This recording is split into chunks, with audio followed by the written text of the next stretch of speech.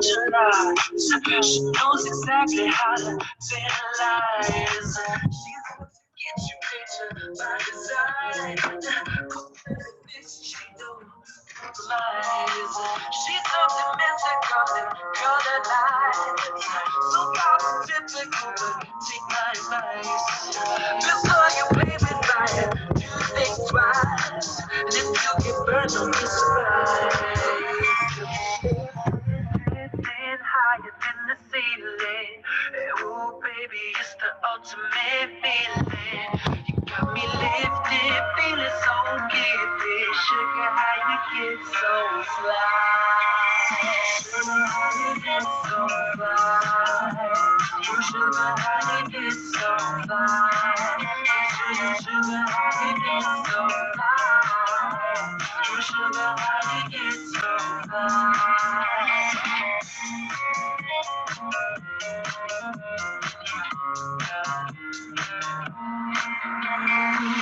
We talking late about you and tight.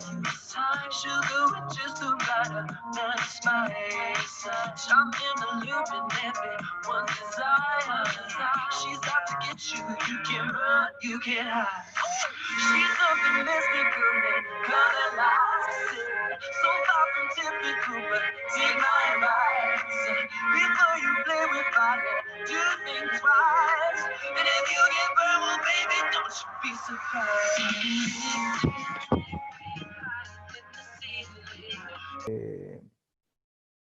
Y precisamente eso es importante porque le da una dimensión concreta de lo que estamos hablando. Y en este caso, en lo que refiere al procedimiento administrativo, involucra también todo lo que hace, o la intervención del abogado del niño en los procedimientos administrativos, hace a una cuestión que culturalmente todavía no está asociada, que es este reconocimiento de derecho fuera del ámbito judicial. Y fuera del ámbito judicial es muy importante, quizás más importante que lo judicial, porque uno cuando hace hincapié en los derechos del niño y en general hace hincapié en los procesos judiciales y sobre todo en los procesos de familia, en realidad si lo comparamos con el ámbito de desarrollo del niño, niña y adolescente, es un ámbito extrajudicial en su vida de relación, sobre todo en el periodo de la niñez que está asociada, por ejemplo, a todo lo que tiene que ver con el sistema educativo. Yo creo que el impacto en el sistema educativo respecto de la niñez es fundamental. Y ahí uno dice, bueno, ¿y cómo se aplica o de qué sirve esto de lo que estamos hablando con la niñez? Fíjense que cuando habla de procedimiento administrativo, ahí tenemos involucrado un montón de aspectos que tienen que ver con todo lo que tiene que ver con el sistema educativo, desde que ingresa el niño hasta que egresa, y esa participación que excede incluso el proceso administrativo propiamente dicho, que tiene que ver con un deber de asesoramiento, de información y participación, que está conectado con esto de el derecho al abogado del niño. Esa participación activa es fundamental como políticas públicas, todavía no percibida o no desarrollada en el derecho argentino, porque tan es así que fíjense que el mismo Código Civil y Comercial, reciente del 2015, si vemos el impacto en lo que tiene que ver con el derecho educativo, no ha registrado algo que sí lo ha hecho con respecto a otros efectos jurídicos que tienen que ver con la adolescencia y esto de la madurez y edad suficiente, en la cual le ha dado mayor participación o intervención, incluso en responsabilidad parental. Hay situaciones en las cuales para la realización de ciertos actos los padres tienen que contar con el consentimiento del niño, ¿no es cierto? Del adolescente en este caso. Es decir, en aplicación de la capacidad progresiva se le da en muchos actos jurídicos, en relación, digo, del código, intervención y participación. Y a veces más que el derecho a ser oído porque se exige el consentimiento. Por ejemplo, en la adopción, a partir de los 10 años, tiene que dar su consentimiento. El adolescente tiene que dar consentimiento para los actos más trascendentes, en la cual además del consentimiento de los progenitores, tienen que tener el consentimiento de los padres. Perfecto. Es decir, en este sentido, muchas veces hemos escuchado, directa o indirectamente, esa importancia de la participación.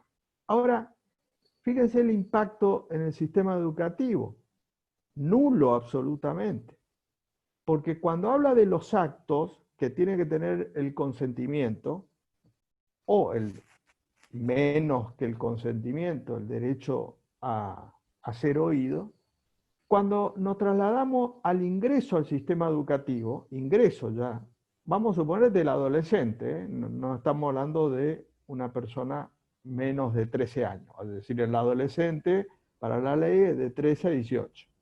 Nos enfocamos en este impacto. El adolescente que ya tiene la madurez o edad suficiente y la cual no estaría en discusión. Fíjense que en el sistema argentino no hay avances todavía acerca de que la inscripción o el ingreso al sistema educativo tengan que tener el consentimiento del adolescente. Es decir, queda sujeto absolutamente a él o los representantes legales, y en este caso por la responsabilidad parental, de elegir no solamente esto que hace a la formación del sistema educativo, sino que esto involucra también el sistema religioso, porque no debe pasar por alto de que la formación en el sistema educativo y la orientación de cada colegio tiene una formación religiosa, no religiosa, laica o lo que fuere. Entonces, en el escenario actual que nosotros estamos hablando, Convención de los Derechos del Niño, participación, abogado del niño, etc., nos encontramos que un establecimiento público y privado, público o privado, en el sistema educativo hasta los 18 años, queda sometido a la voluntad de los padres o representantes legales.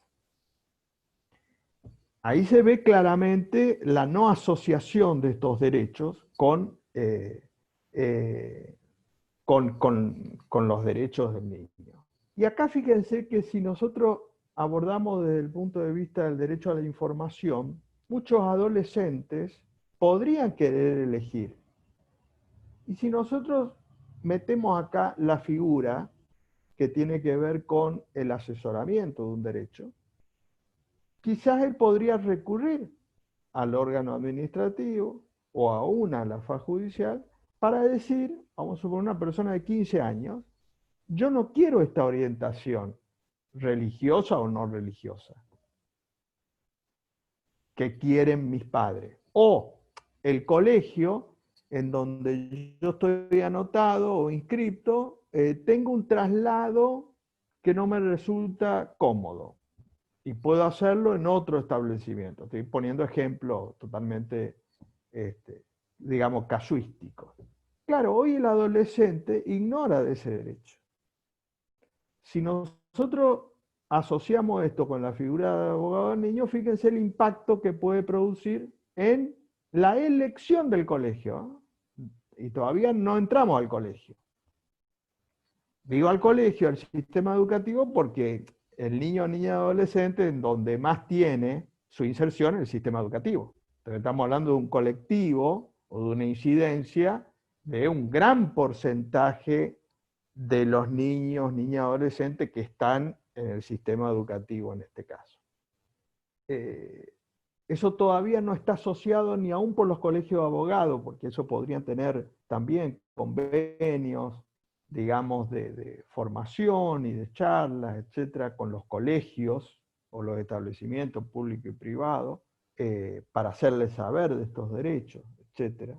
Una vez que ingresa, ahí tenemos todo un sistema de tránsito y de procedimientos judiciales que pueden ser desde una sanción en el sistema educativo, pasando por una elección de una de un abanderado, que ahora voy a hacer una referencia de un precedente, digo, actos de todos los días en todas las escuelas respecto de los niños, decisiones de contenido respecto del sistema de enseñanza, eventuales modificaciones, etcétera, actividades extracurriculares, etcétera, etcétera, etcétera, etcétera. Todo esto todavía en el sistema argentino, salvo algunas reglamentaciones, en la Ciudad de Buenos Aires existen, digamos, algunas reglamentaciones que le dan participación al niño, la realidad es que el niño, si no tiene el asesoramiento de un abogado del niño, no puede saber cuáles son sus derechos.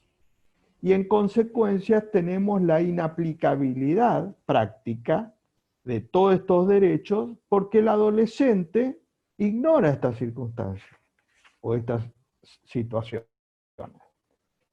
Y ahí hay que trabajar culturalmente para dar o para buscar las herramientas y los instrumentos, digamos, desde el punto de vista cultural, para que los distintos operadores puedan insertar este derecho para ser efectivo, porque no nos olvidemos que la Convención de los Derechos del Niño dice que lo importante es la efectivización de los derechos, que este tema es importante traerlo a colación porque Argentina ratifica todos los tratados internacionales, todo, bárbaro. Pero el tema es aplicarlo. O sea, en todo caso, la ratificación es el primer paso imprescindible. Pero hay un principio de la Convención de los Derechos del Niño que es la efectivización de derechos, que eso es muy aplicable para Argentina, que quiere decir que los derechos que están declarados por las leyes, etcétera, tienen que ser aplicados efectivamente. Entonces, lo que nosotros tenemos que pasar es de ese tránsito de la teoría que sabemos todo, o que todos estamos de acuerdo, pero que en la inserción de la vida real de hace 30 años de la Convención de los Derechos del Niño, uno ve en algunos ámbitos donde dice, bueno, esto es más o menos como hace 100 años, 70 años, 40 años. En un ámbito propicio específico, digo, ¿cómo es? Del sistema educativo. Fíjense que en el año 1998, 4 años después de la reforma constitucional del 94 y de la jerarquía constitucional de la Convención de los Derechos del Niño, como ustedes saben, además de la Ley Nacional de Protección Integral de los Derechos de Niños y Adolescentes del 2005, la mayoría de las provincias han dictado leyes provinciales, locales, antes de la nacional y después de la nacional. Hoy ya casi todas las provincias, además de la ley nacional de la niñez, tienen su ley provincial de la niñez de conformidad con la Convención de los Derechos del Niño e incluso con la 26061. Bueno, en el año 1998, es decir, recientemente de la Convención, la primera ley quizás de las provinciales fue la Ciudad Autónoma de Buenos Aires, que dictó la ley 114. La ley 114, la ley de niñez de la Ciudad Autónoma de Buenos Aires, ¿no?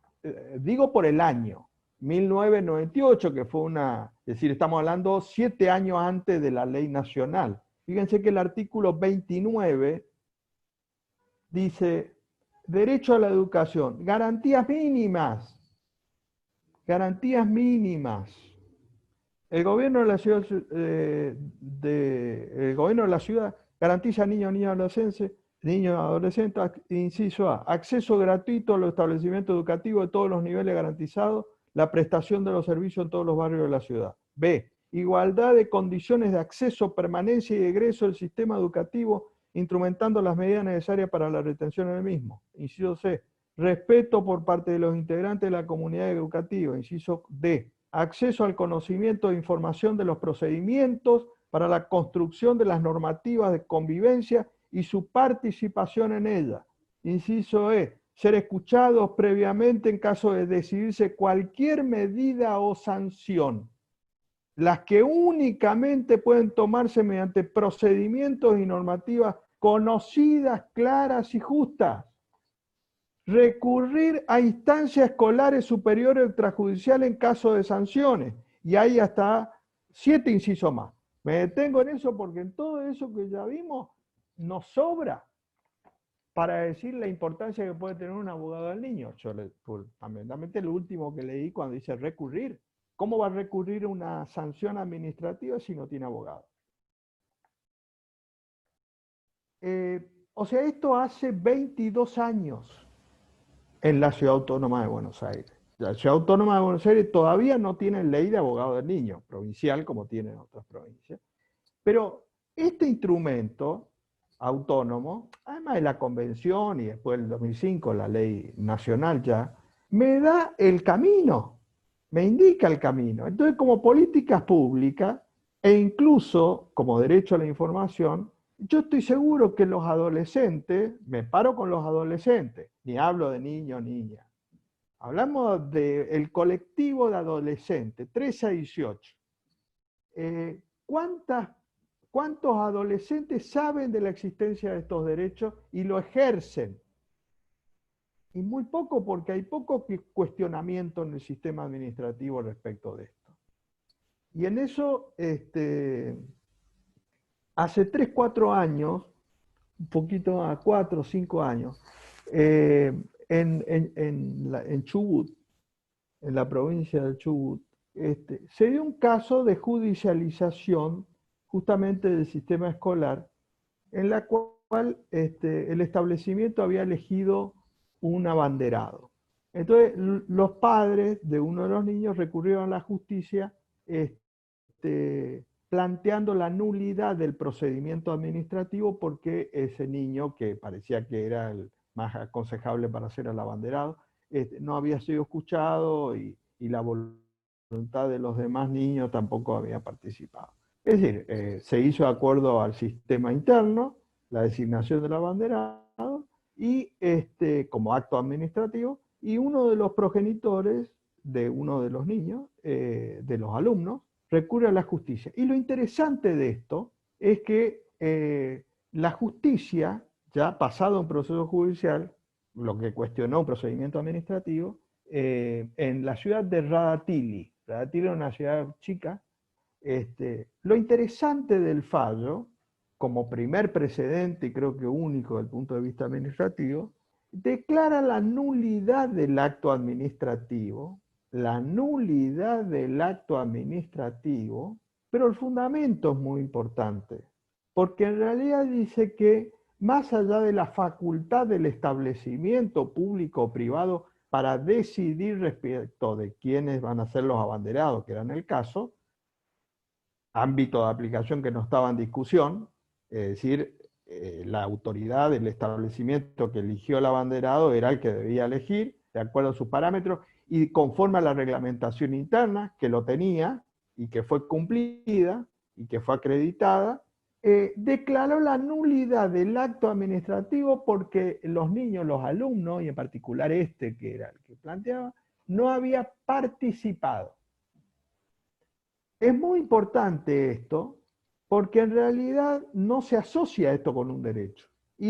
Porque si uno dice, bueno, llegó a la justicia y convalidó, sin embargo, anuló el acto administrativo, diciendo que debía participar el niño por la Convención de los Derechos del Niño, ni siquiera se rigió, estoy hablando de Chubut, ni siquiera se rigió por una ley local o nacional, sino por la Convención, el derecho a la participación. Y en este caso hizo o que procediera nuevamente el acto administrativo con la participación de estos niños.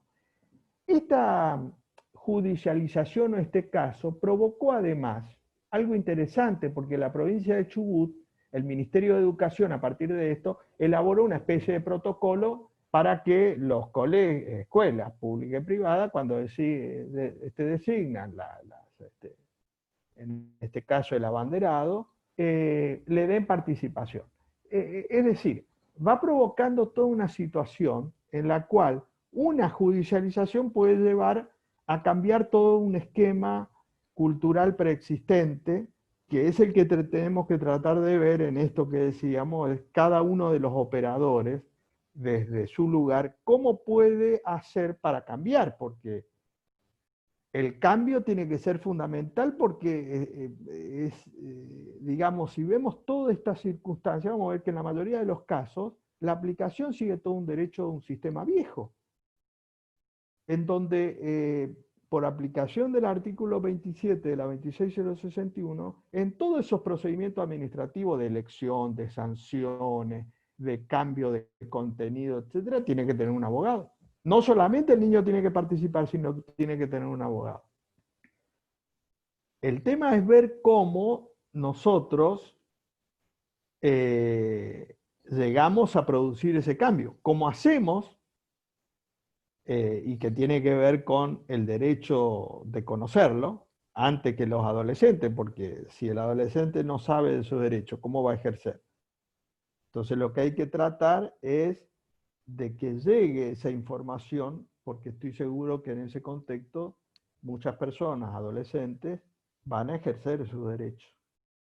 Y ahí es donde va a activarse eventualmente la visualización de un nuevo sistema efectivo, concreto, más allá de lo teórico, digamos, que en el sistema educativo me parece tiene todavía un retraso muy grande porque no se ha podido insertar la figura de abogado del niño o no se asocia este derecho con el procedimiento administrativo.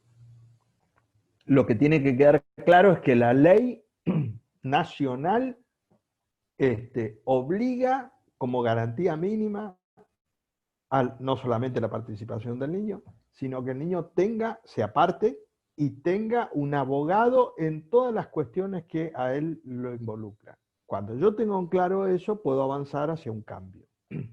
Así que bueno, esos serían los lineamientos, digamos, por mi parte, que me parece importante poder destacar en este caso. Y respecto de ese caso y otras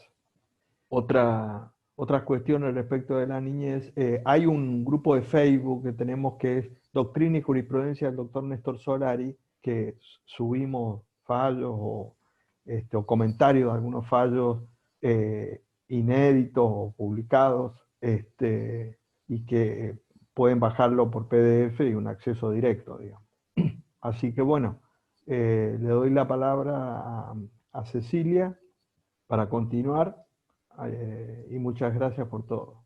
Gracias, Doc, muchas gracias, clarísimo como siempre. Bueno, Cecilia, te escuchamos. Bueno, buenas tardes a todos y todas. Me gustaría remarcar algunas cuestiones que pueden ser necesarias al momento de saber cuándo podemos designar un abogado del niño y de qué manera, más que nada pensando también que es una jornada abierta, como venimos hablando de la educación y todo el ámbito administrativo. Como remarcó el doctor al inicio de la charla, nuestro derecho permite la asistencia legal de niños, niñas y adolescentes y que sea viabilizado a través de esta figura del abogado del niño. Al margen de la normativa convencional, que es fundamental, también tenemos prevista la figura del abogado del niño en una ley especial, que es la ley 26061, que es la ley de protección integral de los derechos de niños, niñas y adolescentes. Y de esta ley surge claramente los lineamientos del rol del abogado del niño. En el artículo 27, inciso C, de la ley 26061 se establece justamente el derecho, que es además una garantía de los procedimientos administrativos y judiciales. Cuando decimos garantías, entendemos que no puede faltar esta defensa técnica de niños, niñas y adolescentes. Esto lo tenemos que remarcar como una primer pauta. No solo un derecho, sino también una garantía. Y al ser visto una garantía, no puede faltar. En inmensidades de expedientes administrativos faltan los abogados del niño. Y esto es lo que tenemos que justamente tratar de modificar e implementar la figura, que también depende mucho de cada ámbito, de cada jurisdicción y el conocimiento, porque a veces en las instituciones se desconoce estas herramientas, porque por ejemplo en el ámbito de escolaridad para las autoridades de una institución también es una figura o una herramienta ante eventuales vulneraciones de derechos de niños, niñas y adolescentes, no solo cuando es el niño infractor, sino cuando es un niño con una vulneración de derechos y que se tome contacto de esa vulneración o conocimiento de esa vulneración de derechos. Llámese una situación de violencia, una situación de abuso, una situación que aqueje un malestar de un niño, niña, adolescente con la cual se tome conocimiento, también es una herramienta útil conocer la figura del abogado del niño. Hablamos de lo administrativo porque ante un eventual conocimiento de una vulneración de derechos, no es necesario ir directamente a hacer una denuncia penal, sino justamente acercarse a los organismos de protección de vulneración de derechos, que se arman expedientes administrativos, y ahí está el accionar del abogado del niño. El artículo 27, inciso C, decreta dice, el derecho de aquel a ser asistido por un letrado preferentemente especializado en niñez y adolescencia desde el inicio del procedimiento judicial o administrativo que lo incluya. Aquí vemos la base de la figura del abogado del niño. Y agrega que, en caso de carecer de recursos económicos, el Estado deberá asignarle de oficio un letrado que lo patrocine. Es decir, que los lineamientos básicos del abogado del niño, de la figura abogado del niño, lo encontramos en el artículo 27, inciso C, de la ley 26061. En lo que es la normativa interna, en el Código Civil, también está previsto, pero lo vemos anticonvencional y anticonstitucional porque en realidad hace una restricción del acceso a la figura de abogado del niño.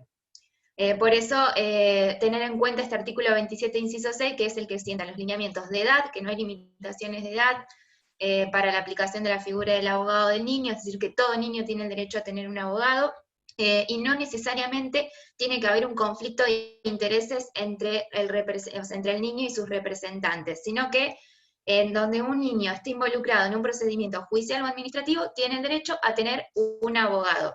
Eso es lo que debe quedarnos claro. En lo que es en el ámbito de la provincia de Buenos Aires, yo soy abogada del niño en la provincia de Buenos Aires. Tenemos una ley específica de abogado del niño, que es la ley 14.568, y del artículo 2 surge las formas y los requisitos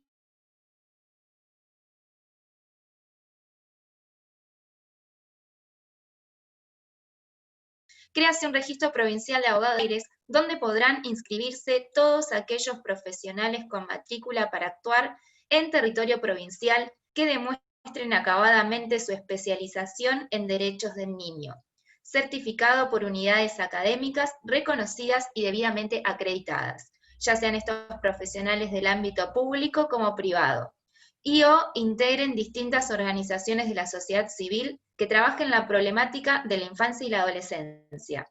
La asistencia jurídica y defensa técnica será provista a partir de criterios interdisciplinarios de intervención fundados en los derechos de los niños y niñas a ser oídos y en el principio del interés superior del niño. Es decir, hay listados de abogados del niño que están administrados por los colegios de abogados. Los colegios de abogados son los encargados de realizar las designaciones de abogados del niño. Es decir, cualquier institución en el ámbito administrativo, si tiene conocimiento de una vulneración de derechos, debe oficiar al colegio de abogados para que designe un abogado del niño para ese niño, niña, adolescente. También está la posibilidad de que el niño, niña, adolescente se presente con su abogado de confianza a través de una presentación espontánea para reclamar un derecho en particular.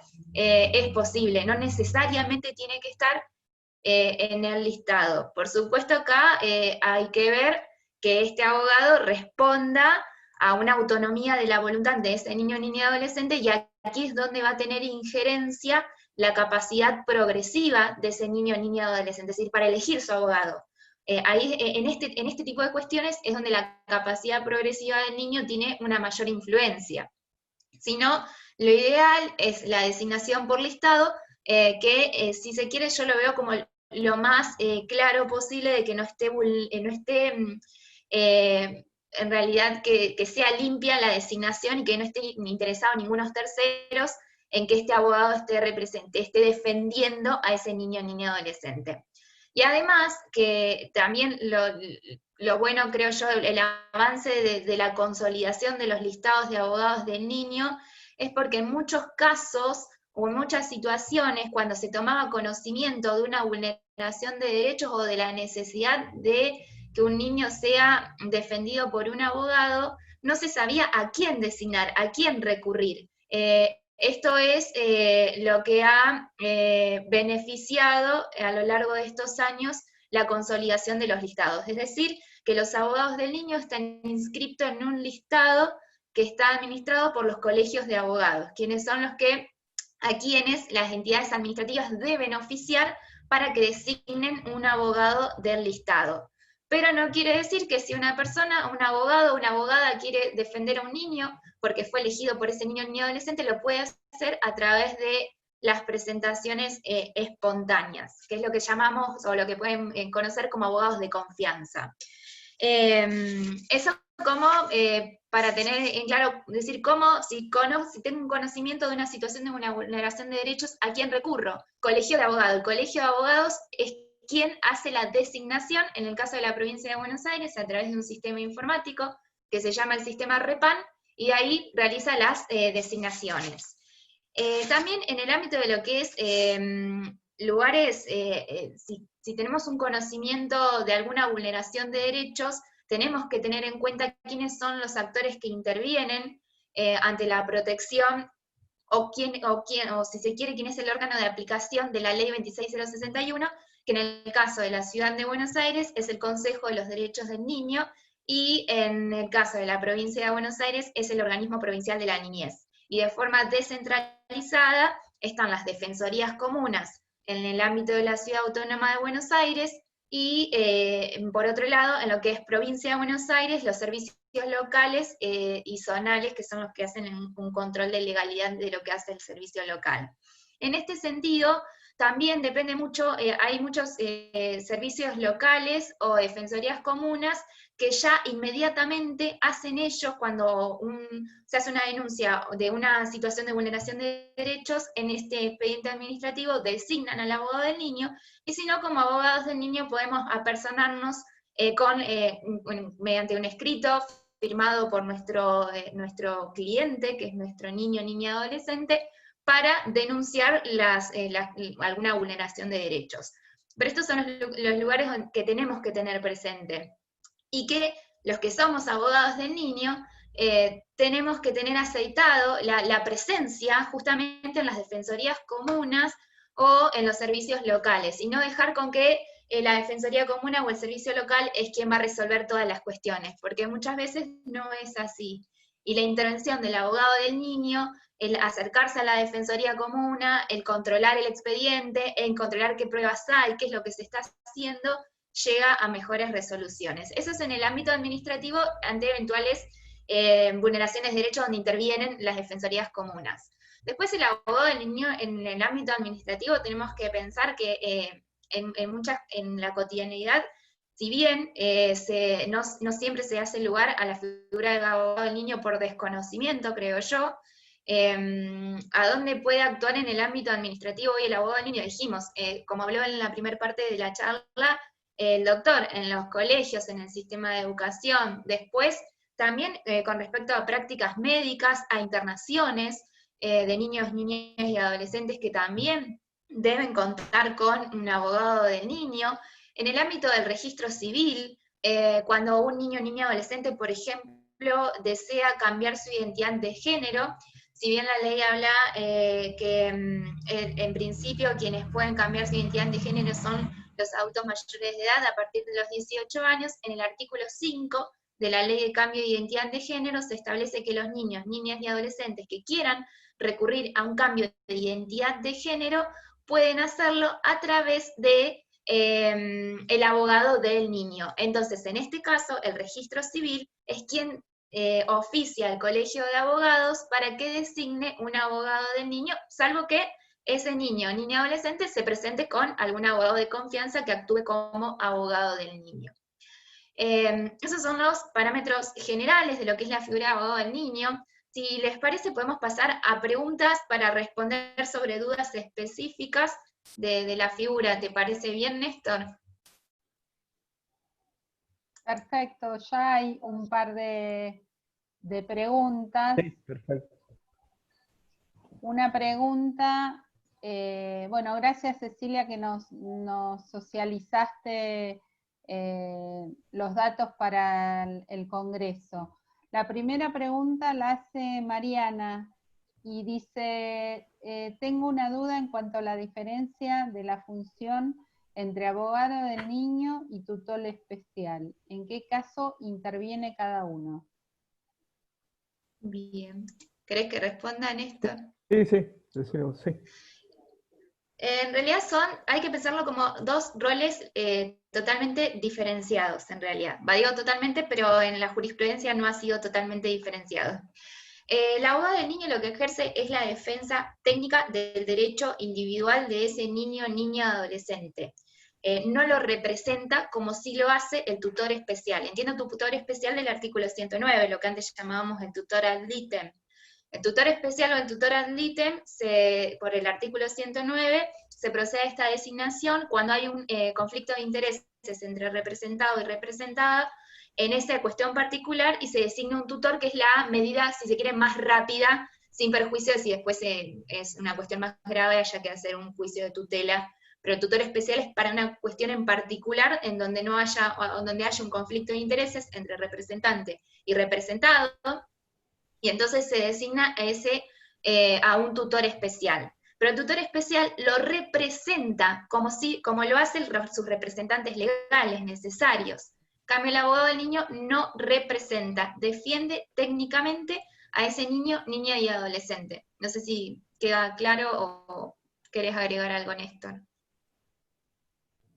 No, eso simplemente que aparte es una confusión muy común, no solamente Sí. desde el punto de vista práctico, sino también judicial. Sí, Que hasta se trata de jueces, confundir ambas que lo funciones como confunden, si fueran exacto. lo mismo. Exacto. Totalmente. Sí. En realidad incluso esa usan el confusión a término veces indistintamente. es intencional, claro, porque esa confusión es intencional para no nombrar abogado del niño. Bien. Carla pregunta, para aquellas provincias que no cuentan con registros de abogado del niño, ¿qué nos recomiendan?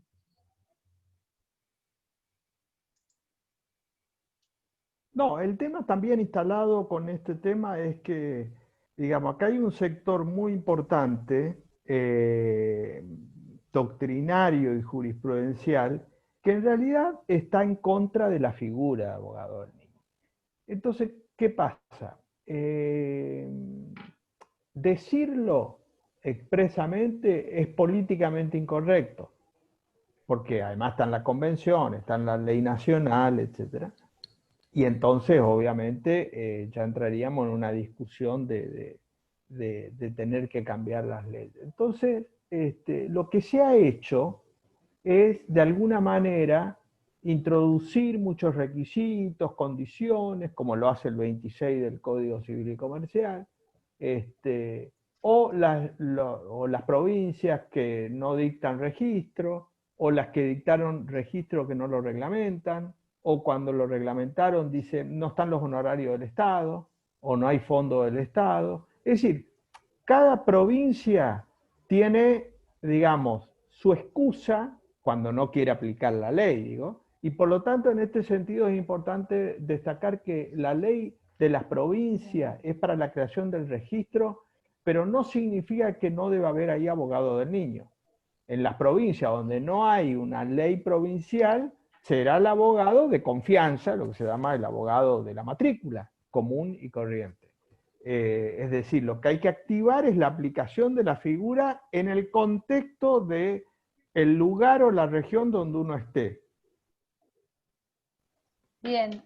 Sí, totalmente. No tiene que ser una negación de un derecho porque no existe un registro. Como aclaraba, el registro ha sido una solución para designar cuando no se sabía a quién designar, pero si hay uno puede presentarse como abogado de confianza. Porque la ley, convengamos que la ley es nacional, o sea, se Totalmente. ejerce para Sí, todo sí, el territorio de sí, la República, así sí, que sí, abogado del sí. niño puede ejercer en todo el territorio.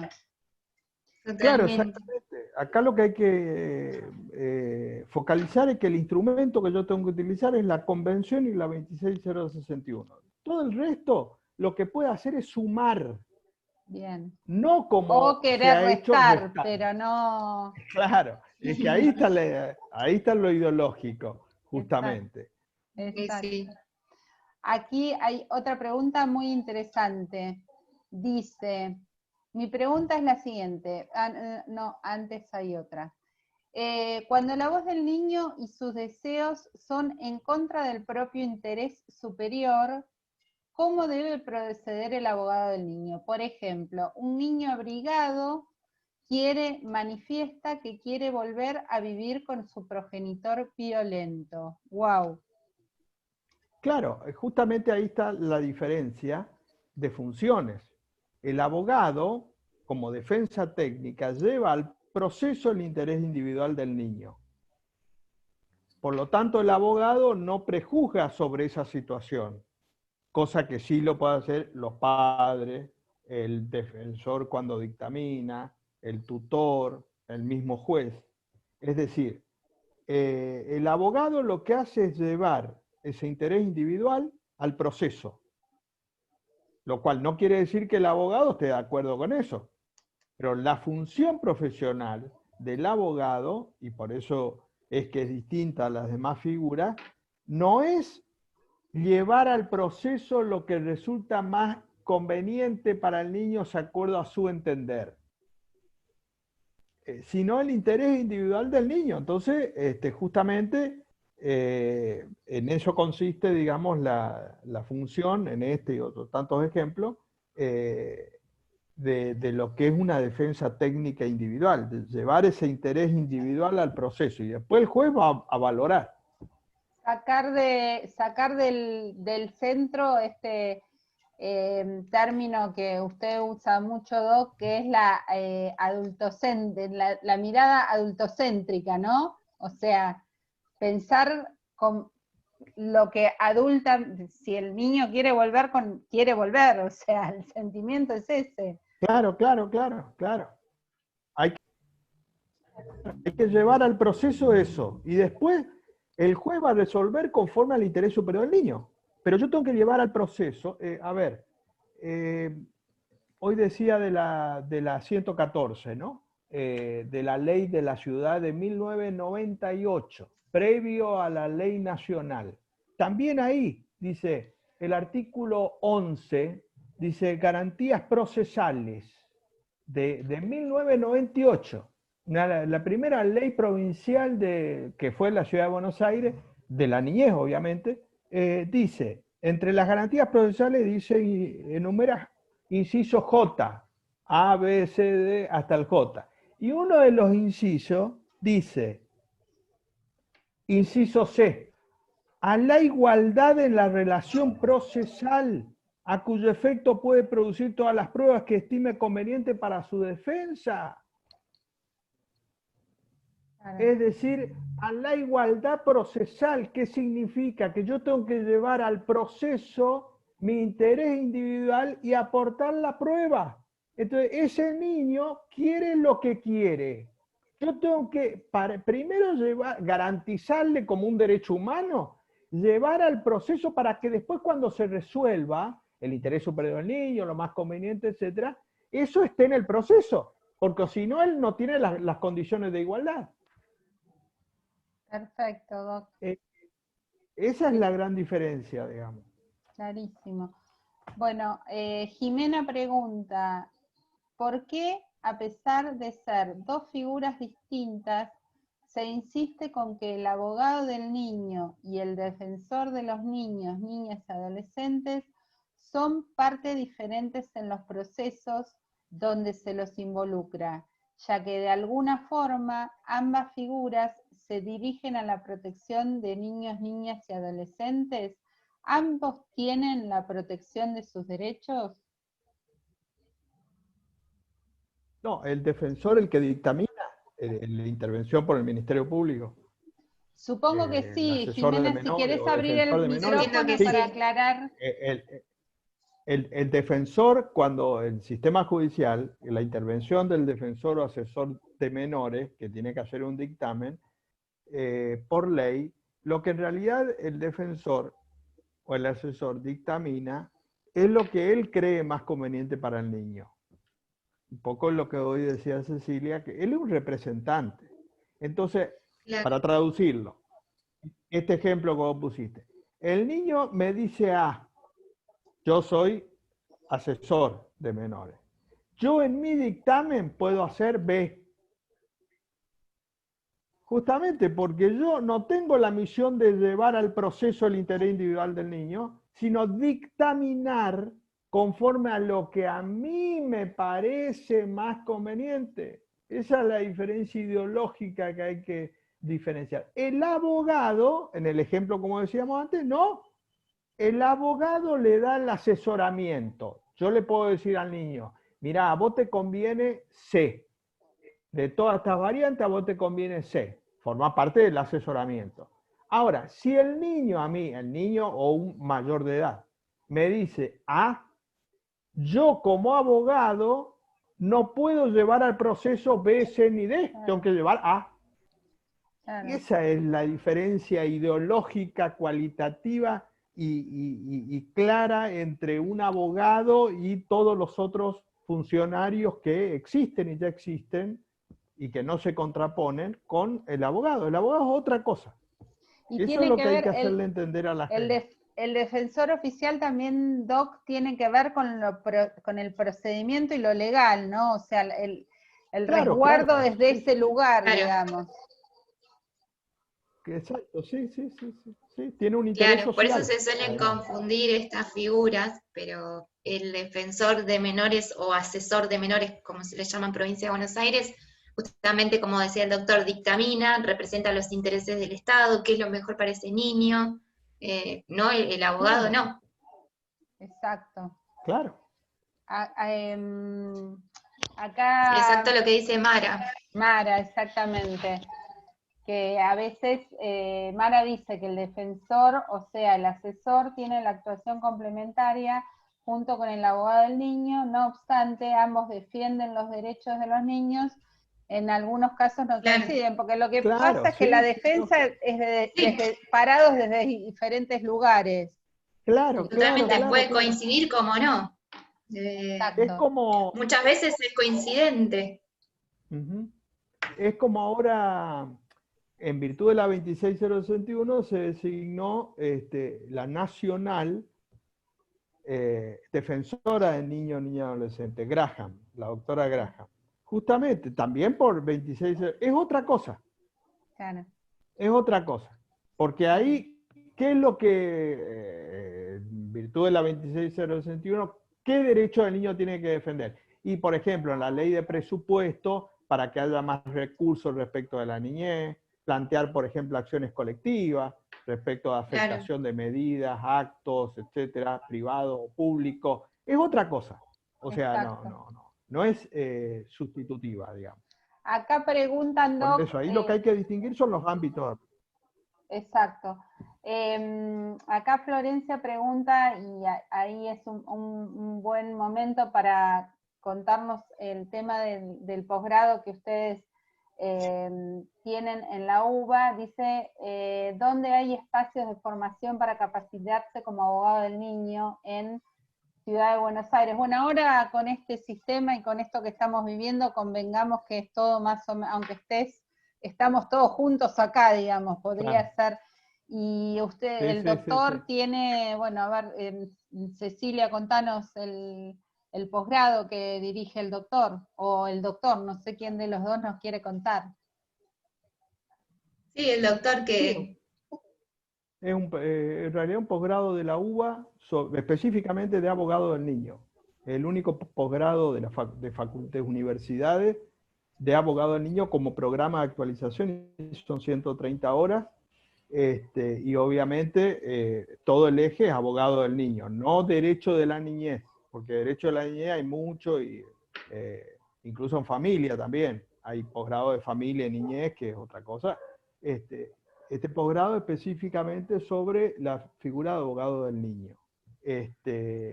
Y en ese sentido, bueno, todos los años se inicia, este año se inició ahora en agosto precisamente en forma virtual, un grupo en forma virtual, siempre se hace en forma presencial, más allá de que también se ha dictado o se dicta por convenios en forma presencial en distintos lugares, como se dictó, se está dictando en Santa Fe, o se estaba dictando, digamos, el año pasado, Córdoba, y que ahora sigue en la forma virtual, pero sí, es un posgrado específico donde abordamos todo lo que tenga que ver las leyes provinciales, nacionales, fallos, criterios, pero sobre todo el tema de ver la incidencia de la aplicación de la figura, ¿no? De cómo avanzamos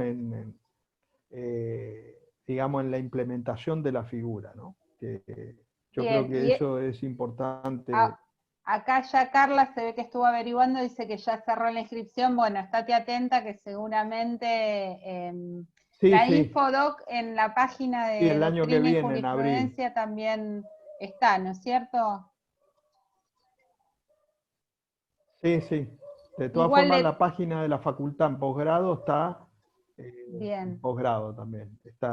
Se indica. Si entran al de la UBA, posgrados, ahí aparecen todos los posgrados. Yo me comprometo a estar atenta y a publicar en Suma Herramientas también ahí cuando se vuelva a abrir la inscripción, bueno, o ese tipo de cosas.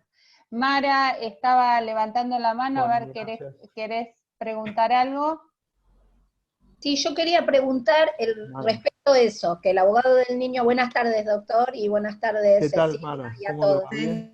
Quería preguntar por el tema de la legitimación colectiva, que los abogados del niño, al defender intereses personales e individuales, no tenemos esa legitimación colectiva que sí tendría la defensora, ¿no? La defensora nacional.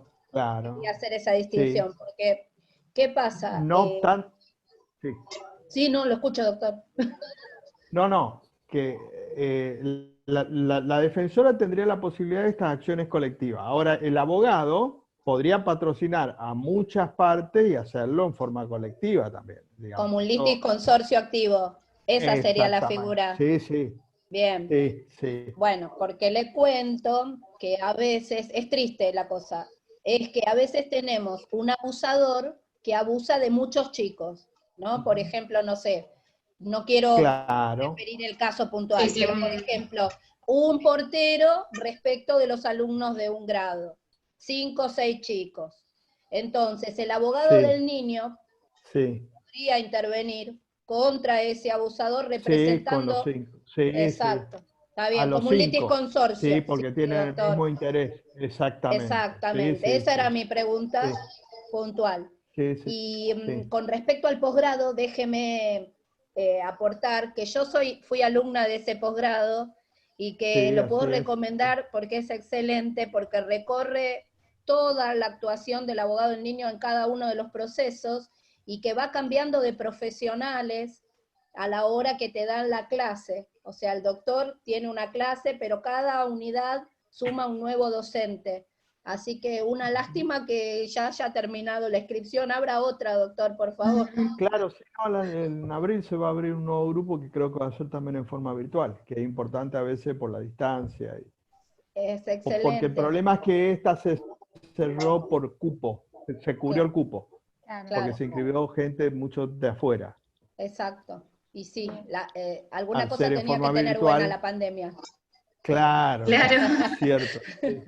Claro. Gracias. Apago el micrófono. Gracias, doctora. Ahora gracias a vos, Mara. Gracias otra pregunta. ¿Quién paga los honorarios? Gran pregunta, ¿no? De la abogada del niño. Bien. El tema de los honorarios, en principio también tiene que ver qué tipo de causa estamos hablando. Fíjense que hoy decíamos el artículo 27, inciso C, dice que los honorarios están a cargo del Estado. El tema es que, voy a hablar, esto como es puramente práctico, voy a hablar de la experiencia de la provincia de Buenos Aires, que es donde yo litigo como abogada del niño.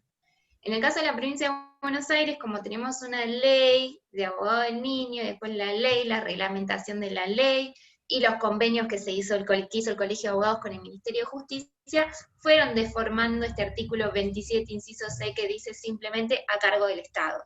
La reglamentación final, como queda, se hizo un convenio con el Ministerio de Justicia, que es quien debe abonar los abogados, los honorarios del abogado, del niño, a través de la figura de la Fiscalía de Estado.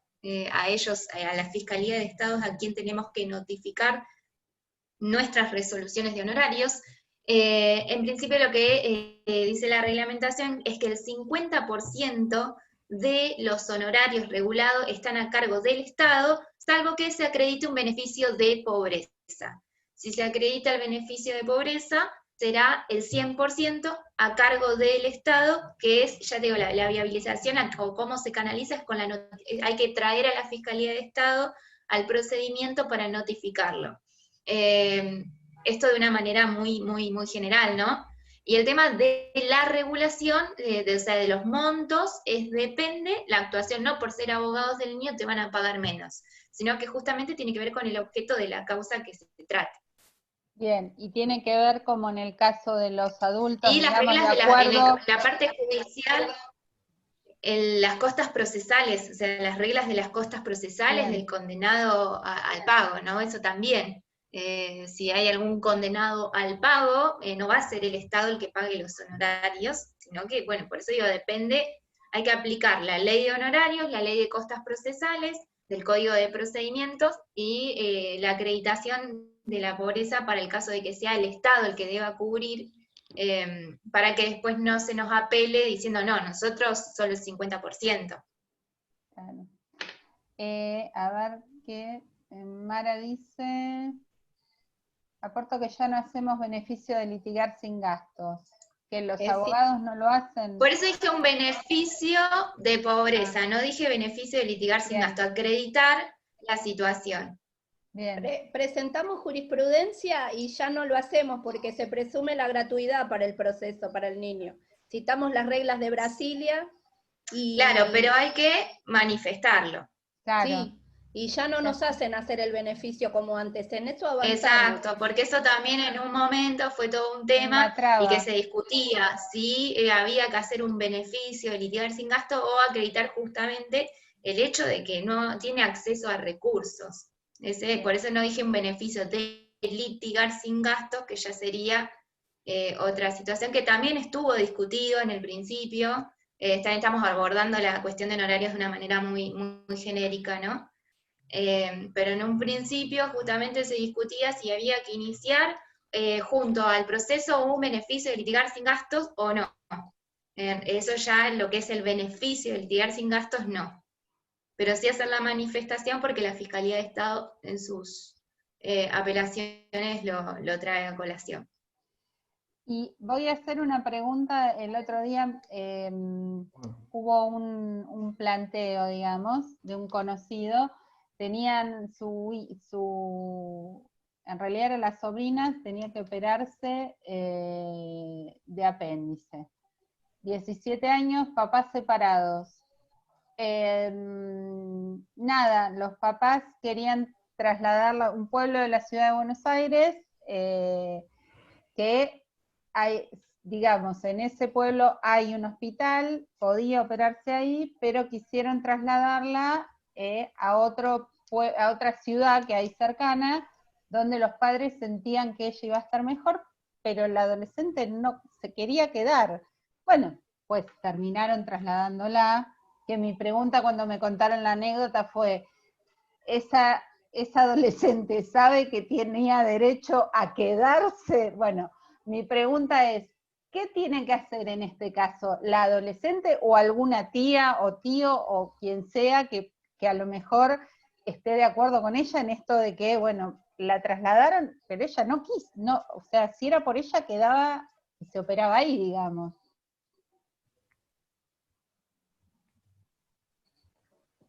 Claro, el tema es que sepa ese derecho. Eso es lo que a veces... ¿Y qué tiene que hacer en ese caso? ¿Buscar un abogado? Y el tema es que... Claro.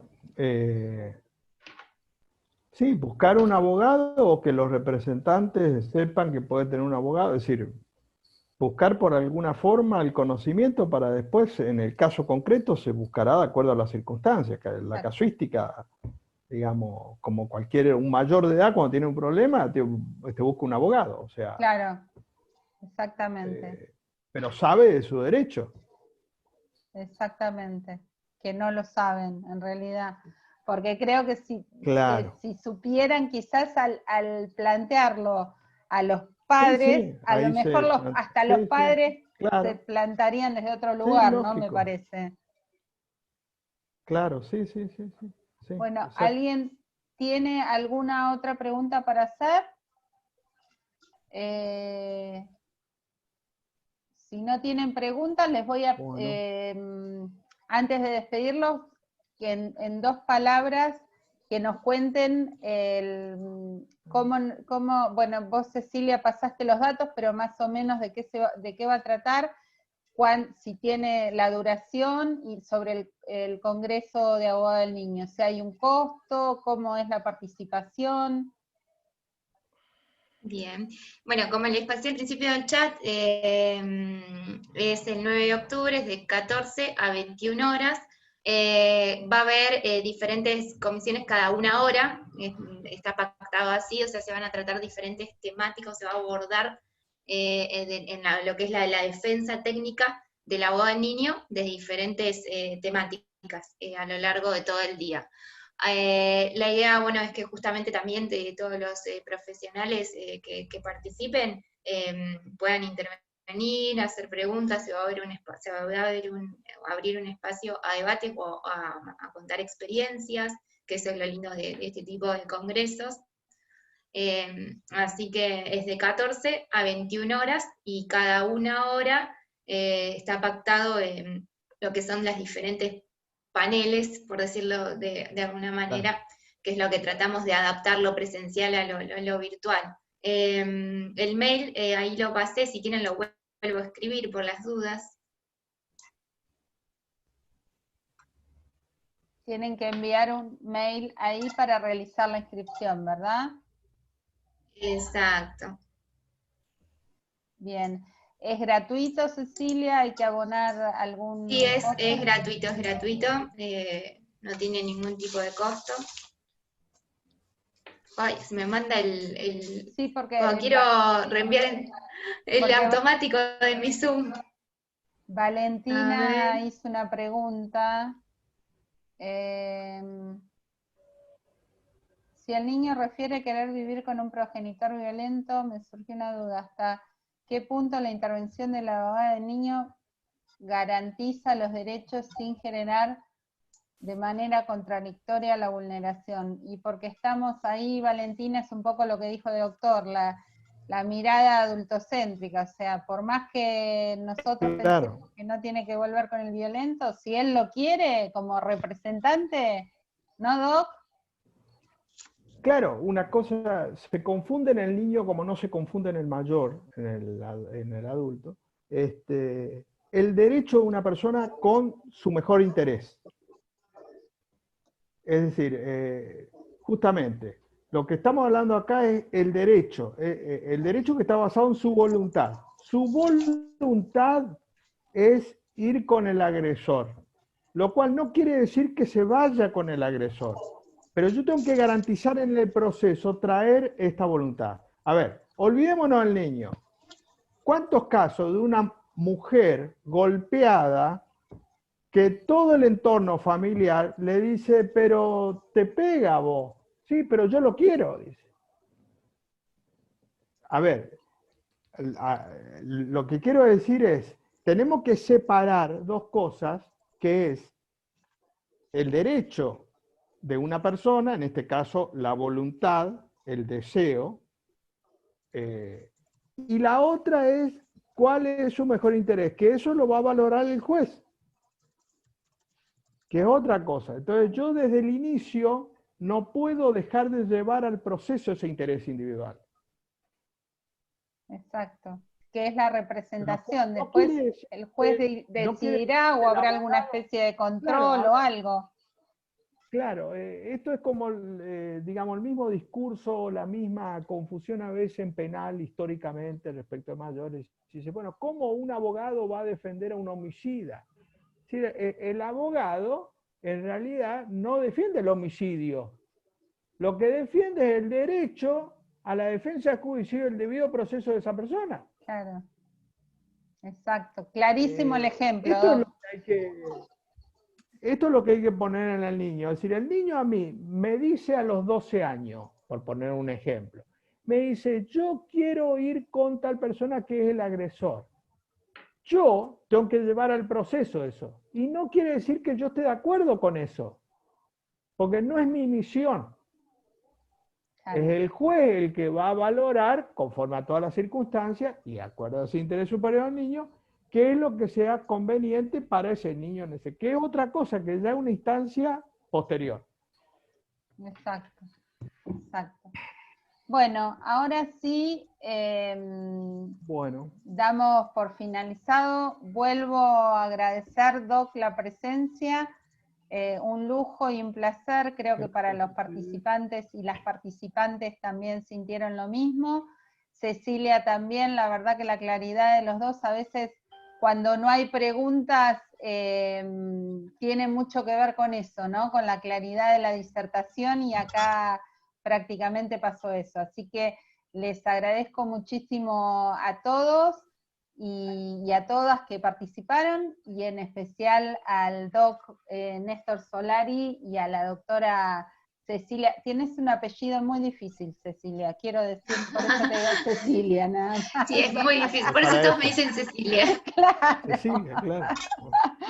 Así que bueno, muchísimas gracias. Los invito, si quieren, a prender la cámara, así saco una fotito para subir a Facebook, si quieren. Estaría bueno, nos sacamos la foto y nos vamos. Apúrense, así no le hacemos perder más tiempo al doc. La verdad que un placer haberlos y haberlas tenido. Vamos a sacar la foto. A ver. Muy bien. Buenísimo. Gracias a todos. Un saludo grande y gracias por participar. Gracias, igualmente. Nos vemos. Saludo a todos. Gracias, Cecilia. A todos por participar. Igualmente. Gracias. Hasta luego. Gracias a ustedes. Gracias.